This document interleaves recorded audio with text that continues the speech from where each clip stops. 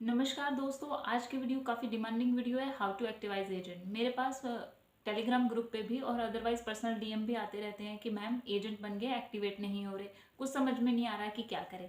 तो आज हम इस वीडियो में इसी टॉपिक पर बात करेंगे। इस वीडियो में मैं आपको एजेंट को एक्टिवाइज करने की कुछ प्रैक्टिकल टिप्स दूंगी। सिंपल रहेंगी बट ईजी नहीं रहेंगी।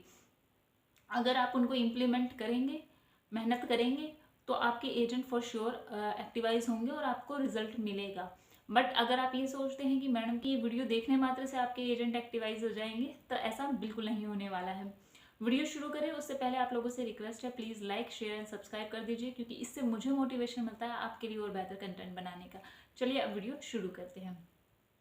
इस वीडियो को बनाते समय जब मैं रिसर्च वर्क कर रही थी तो मैंने कुछ एसबीएस से बात करी और कुछ डीओ से बात करी। तो कुछ 3-4 पॉइंट्स कॉमन निकल के आए जो मुझे सभी ने बताए। सबसे पहला पॉइंट तो ये है कि जब भी आपके एजेंट का कोड लग जाए तो उसको फ्री मत छोड़िए। मतलब ऐसा नहीं हो कि आपके एजेंट का कोड लग गया और आप उससे वेट कर रहे हैं आप कि वो कब पॉलिसी लाएगा। ये वेट आपको बिल्कुल नहीं करना है, क्योंकि अगर एजेंट को 1-2 महीने अगर आपने ऐसे फ्री छोड़ दिया तो फिर बहुत मुश्किल हो जाता है उसको एक्टिवाइज करना। तो आप 2 तरीके कर सकते हैं। या तो आप एजेंट को ये बोल दीजिए कि आप जिस दिन पॉलिसी लाओगे ना उसी दिन हम तुम्हारा कोड लगाएंगे, आप ये भी कर सकते हो।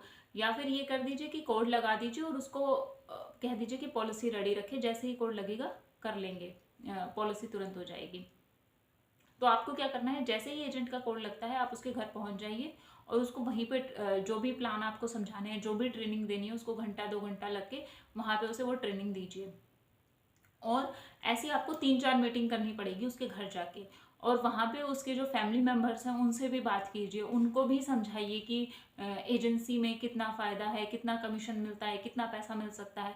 सो वो लोग भी उसको प्रेशराइज करेंगे कि जाओ घर से बाहर निकलो और फील्ड करके आओ या पॉलिसी लेके आओ। तो वो लोग भी उसकी हेल्प करेंगे उसके काम में।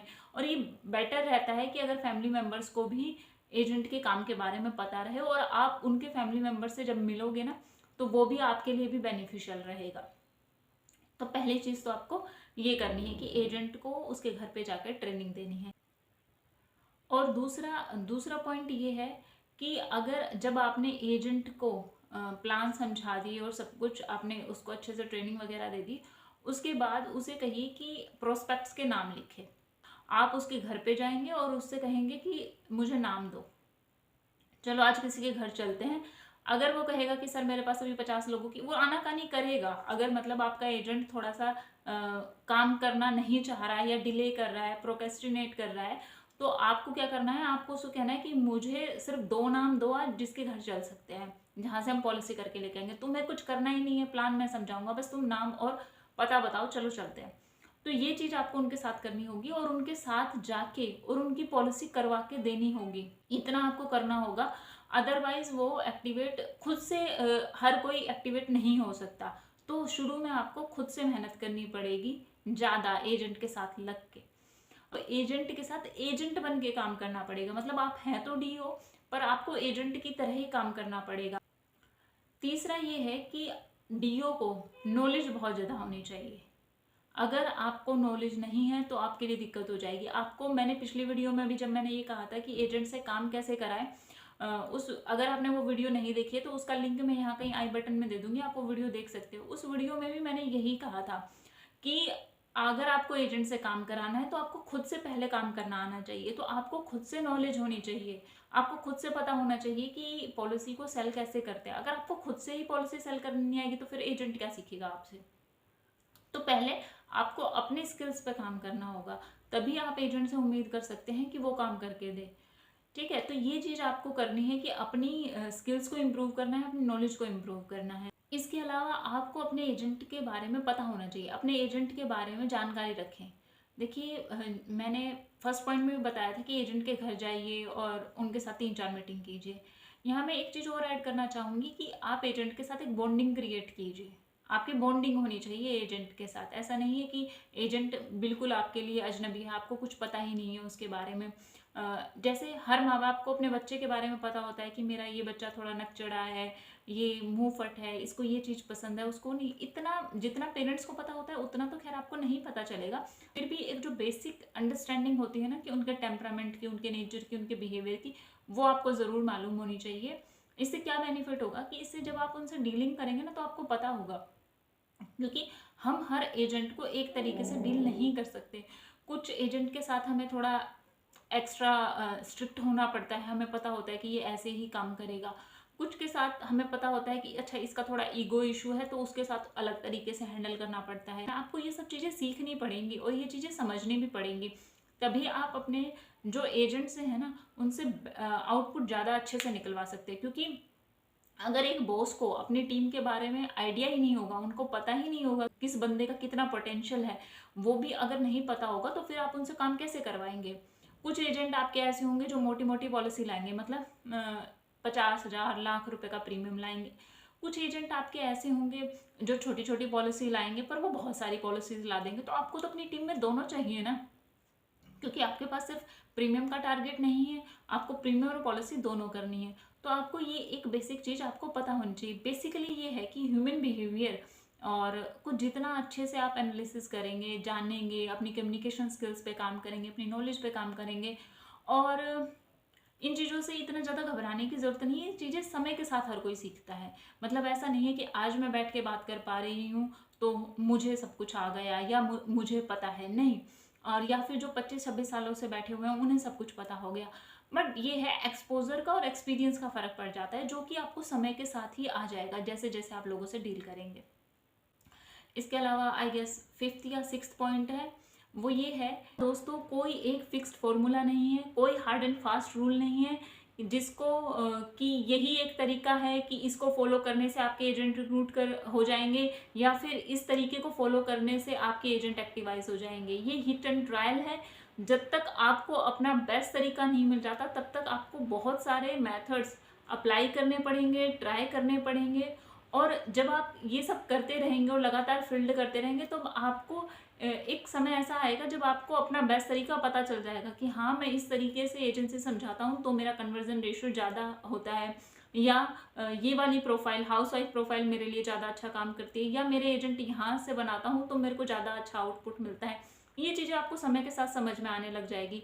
पर जब तक वो समय नहीं आता तब तक आपको बहुत सारे मेथड अप्लाई करते रहने होंगे, ट्राई करते रहने होंगे। और ज़रूरी नहीं है कि जो चीज़ एक डीओ के लिए काम कर रही है वही सेम चीज़ दूसरे डीओ के लिए भी काम करे। एक पर्सनल एग्जांपल से समझाती हूँ। इस वीडियो के स्टार्टिंग में मैंने कहा था जैसे ही एजेंट का कोड लग जाए आप उनके घर जाइए, उनको ट्रेनिंग दीजिए, उनके साथ एक बॉन्डिंग बनाइए, उनके घर वालों से जान पहचान कीजिए। और मेरे बहुत सारे साथी डीओज भी ऐसा कहते हैं कि हम एजेंट का कोड लगने के बाद 3-4 बार उनके घर जाते हैं, चाय वगैरह पीते हैं, उनके साथ एक रिलेशनशिप बिल्ड करते हैं। पर बीइंग ए फीमेल और होम ब्रांच मुझे मिली थी, मेरे लिए पॉसिबल ही नहीं था। मैं आज तक अपने किसी भी एजेंट के घर नहीं गई हूँ, ना उसको घर जाके मतलब एजेंसी समझाने के लिए या उसको ट्रेनिंग देने के लिए मैं कभी भी किसी भी अपने एजेंट के घर नहीं गई हूँ। बट इन सब के बावजूद भी मैंने करीब करीब 50 एजेंट स्पॉन्सर किए थे और 32 एजेंट मैंने रिक्रूट किए थे। तो ये मैं ऐसा कैसे कर पाई? देखिए, मुझे पता था कि ये मेरी लिमिटेशन है, ये काम मैं नहीं कर सकती। ऐसे घर घर जाके पॉलिसी देना या घर घर जाके एजेंसी समझाना, ये मेरे लिए पॉसिबल नहीं था।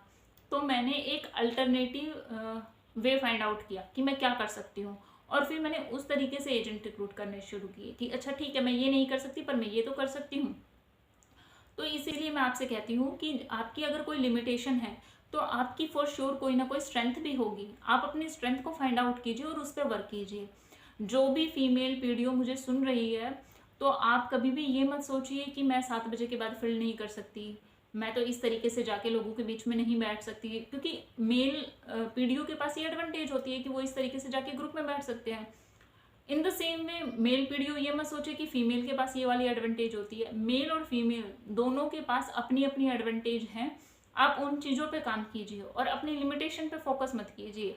बस एक अल्टरनेट वे फाइंड आउट कीजिए कि जहाँ से आप ज़्यादा से ज़्यादा एजेंट रिक्रूट कर सकते हैं। कैसे कर सकते हैं वो आप सोचिए। जैसे अगर हम कोई ड्रेस खरीदने जाते हैं और जब तक हमें अपने मनपसंद की ड्रेस नहीं मिल जाती तब तक हम हर शॉप पे जाकर ट्राई करते रहते हैं ना, तो वैसे ही जब तक आपको अपना MDRT नहीं मिल जाता, जब तक आपको अपना बेस्ट तरीका नहीं मिल जाता या आपको चीज़ें दिखने नहीं लग जाती, तब तक आपको बहुत सारी चीज़ें ट्राई करनी पड़ेंगी और ये एक पूरी प्रोसेस है। नेक्स्ट पॉइंट है आपका एक्टिवाइजेशन आपके एजेंट की लगन, मेहनत और काम करने की इच्छा पर डिपेंड करता है। अगर आपका एजेंट मेहनत नहीं करना चाहता, उसके अंदर काम करने की इच्छा नहीं है, तो आप चाहे उसे जितना मोटिवेट कर लीजिए, चाहे आप जितनी बार उसके साथ जॉइंट कॉल पे चले जाइए, वो काम नहीं करेगा। एक एग्जाम्पल से समझाती हूँ। मेरी ब्रांच के एक एसपी हैं, उन्होंने 2 साल पहले ही एक एजेंट को रिक्रूट किया। तो वो उनके साथ जब पहली पॉलिसी थी उस एजेंट की, तब वो उसके साथ गए जॉइंट कॉल पे और उसके साथ वो पॉलिसी करके आ गए। उसके बाद फिर वो कभी भी उस एजेंट के साथ जॉइंट कॉल पे नहीं गए और लास्ट ईयर ही उस एजेंट ने MDRT क्वालिफाई किया है। जबकि सर ने मुझे बताया कि बाकी बहुत सारे ऐसे एजेंट भी हैं जिनके सर ने 15-15, 20-20 कॉल कर ली और उसके बाद भी जॉइंट कॉल पे गए 15-20 और उसके बाद सिर्फ उन्होंने टोटल 30 पॉलिसी करी और उसके बाद उन्होंने कोई काम नहीं लाया। तो कहने का मतलब ये है कि देखिए डीओ तो सेम था। अब ऐसा तो नहीं है ना कि जिस एजेंट के साथ वो फर्स्ट टाइम पे गए उसके साथ कोई बहुत ही अच्छे तरीके से पॉलिसी समझा दी होगी और जिनके साथ 15-20 बार गए हों उनके साथ कोई अच्छे से पॉलिसी नहीं समझाई होगी, ऐसा तो नहीं होगा ना। तो डीओ वही है, ट्रेनिंग सेम दे रहा है, सारे एजेंट को भी वही समझा रहा है, पर आउटपुट फिर भी अलग आ रहा है। तो ये एजेंट की अपनी खुद की जो अपनी लगन है, मेहनत है और उसका पोटेंशियल क्या है, वो उसकी क्या सोच है, उस पर बहुत हद तक डिपेंड करता है कि वो आपको रिजल्ट कैसे देगा। तो इस चीज़ को लेके कभी भी बहुत ज़्यादा परेशान मत होइए कि मैं इतनी मेहनत कर रहा हूँ, मेरे सारे एजेंट ऐसा काम नहीं कर रहे। देखिए आपको हमेशा ऐसे एजेंट मिलेंगे, चाहे आप उनके साथ जितनी भी मेहनत कर लीजिए, वो आउटपुट आपको उतना ज़्यादा नहीं ला के देंगे। तो आपको क्या करना है, आपको अपनी एनर्जी वेस्ट नहीं करनी है ऐसे एजेंट पे। जो इनएक्टिव एजेंट है उनको लेके आपको स्ट्रेस नहीं लेना है, आपको फ्रस्ट्रेशन नहीं लानी है अपने में। आपको क्या करना है, जो एजेंट काम कर रहे हैं, जो एक्टिव है, उनको मोटिवेट करते जाना है और जो इनएक्टिव है उन्हें 3-4-5 बार बीच में कभी कभी आप उन्हें टोक दीजिए। इससे ज़्यादा आपको उन पर एनर्जी वेस्ट करने की ज़रूरत नहीं है। अपनी एनर्जी को और ज़्यादा एजेंट रिक्रूट करने पे लगाइए। यही आप कर सकते हैं क्योंकि आपके पास इतना समय है ही नहीं कि आप इस तरीके से ये जो इनएक्टिव एजेंट है जिनको कुछ करना ही नहीं है, आप कुछ भी कर लीजिए, ठीक है, वो काम नहीं करेंगे, आप उन पर अपनी एनर्जी नहीं लगा सकते, आपका अपना खुद का नुकसान होगा। एज ए डीओ हम क्या कर सकते, हम एजेंट को बढ़िया से बढ़िया ट्रेनिंग दे सकते हैं, हम उन्हें प्लान समझा सकते हैं, हम उन्हें उनके साथ ज्वाइंट कॉल पे जा सकते हैं, हम उन कंपटीशन रखवा सकते हैं, अपनी तरफ से प्राइज रखवा सकते हैं, उन्हें मोटिवेट कर सकते हैं। इससे ज़्यादा हम क्या कर सकते हैं, यही तो हमारा रोल है। एज ए टीम लीडर हम उन्हें सपोर्ट कर सकते हैं, गाइड कर सकते हैं, मोटिवेट कर सकते हैं। अगर इसके बावजूद भी आपके एजेंट इनएक्टिव हैं तो आपको फिर दूसरे एजेंट बनाने की ज़्यादा ज़रूरत है। आपको दूसरे एजेंट पे फोकस करना चाहिए, आपको एजेंट रिक्रूटमेंट पे फोकस करना चाहिए। ये चीज़ आप करिए। तो दोस्तों मुझे आपको मेन चीज़ें यही बतानी थी। और देखिए मैंने जो चीज़ें बताई वो बहुत ज़्यादा कॉम्प्लिकेटेड नहीं है, बहुत सिंपल सिंपल है कि एजेंट रिक्रूटमेंट कर लो, नॉलेज एक्वायर कर लो, या एजेंट के साथ ज्वाइंट कॉल पे जाओ, या पॉलिसी सेल करनी आनी चाहिए। बट आसान नहीं है, इनको सीखने के लिए आपको मेहनत करनी पड़ेगी, काफ़ी ज़्यादा एफर्ट लगाना पड़ेगा। बट है ये सिंपल और प्रैक्टिकल है, कोई भी फैंसी बात आपको मैंने ऐसी नहीं बताई। और शायद यही एक रीज़न है कि मेरी वीडियोज़ में कोई फैंसी बातें नहीं होती, ना ही कोई बहुत ज़्यादा अट्रैक्टिव थंबनेल होते हैं और ना ही कोई हाई लेवल की प्रोफेशनल एडिटिंग होती है। कि जो काम की जितनी भी वीडियोस मैं बनाती हूँ ना उन पे बहुत कम व्यूज़ आते हैं और सब्सक्राइबर बेस भी इसीलिए शायद कम है। आप लोग शायद ये सोचते होंगे, शायद मोस्टली वीडियोस को ये चाहिए कि कोई ऐसे जादू मंत्र की छड़ी घुमाई और मैम ने रखी किसी एजेंट के ऊपर और वो एजेंट एक्टिवाइज हो गया, या मैंने कुछ इसमें कोई ऐसा मंत्र दे दिया कि भाई वो आपने पढ़ा और उसके बाद सारा आपका प्रीमियम पॉलिसी सब टारगेट पूरा हो गया। तो दोस्तों ऐसे नहीं होता, आपको एफर्ट करने ही पड़ेंगे, मेहनत करनी ही पड़ेगी। और डेफिनेटली ये जॉब टफ है, इजी तो बिल्कुल भी नहीं है, बट फिर भी मैं ये कहती हूँ कि अगर आप काम करेंगे तो आप कंफर्म हो जाएंगे, इतना मुश्किल भी नहीं है कंफर्म होना। लास्ट में एक चीज़ और बोलना चाहूँगी कि बहुत ज़्यादा एक्टिवाइजेशन को लेके परेशान मत हो। 100% एक्टिवाइजेशन कभी किसी का नहीं होता, पहले भी बता चुकी हूँ। और ये एक ऐसी समस्या नहीं है, अभी आपको ये लग रहा होगा, आप पीडीओशिप में हो ना, तो अभी आपको लग रहा होगा कि हम पीडीओ ही हैं जो इस चीज़ से सफ़र कर रहे हैं। नहीं, आप पीडीओ नहीं, आप सिर्फ अकेले पीडीओ नहीं है जो इस चीज़ से सफ़र कर रहे हो कि एजेंट जिनके कॉल नहीं उठाते या एजेंट आते नहीं है, मीटिंग में बुलाते हैं तो 20 एजेंट है तो सिर्फ 5 ही आते हैं। ये आपकी समस्या नहीं है, ये जो एसबीए है ना और जो कंफर्म डी है, सबके साथ ये यूनिवर्सल प्रॉब्लम है। बट उनके साथ एडवांटेज क्या है कि उनके पास एजेंट ज़्यादा है, तो जब एजेंट ज़्यादा होते हैं तो कुछ अगर इनएक्टिव भी रहेंगे या नहीं भी काम करेंगे तो भी उनका काम चलता रहता है। तो अपने ज़्यादा से ज़्यादा एजेंट रिक्रूट करो जितने कर सकते हो और उनसे फटाफट से काम करवाना शुरू करो, खुद से नॉलेज एक्वायर करो, तभी काम बनेगा। और या दोस्तों, बस मुझे यही सब बातें आपको बतानी थी। अगर मेरा कंटेंट पसंद आया हो तो प्लीज़ लाइक करें, शेयर करें एंड चैनल को सब्सक्राइब करें। अपना फीडबैक कमेंट सेक्शन में मुझे ज़रूर से दें। आप लोग पर्सनल डीएम करके बताते हो कि मैम यूज़फुल रही वीडियोस, प्लीज़ कमेंट सेक्शन में बताया करें, मुझे ज़्यादा अच्छा लगेगा। Thank you and all the very best.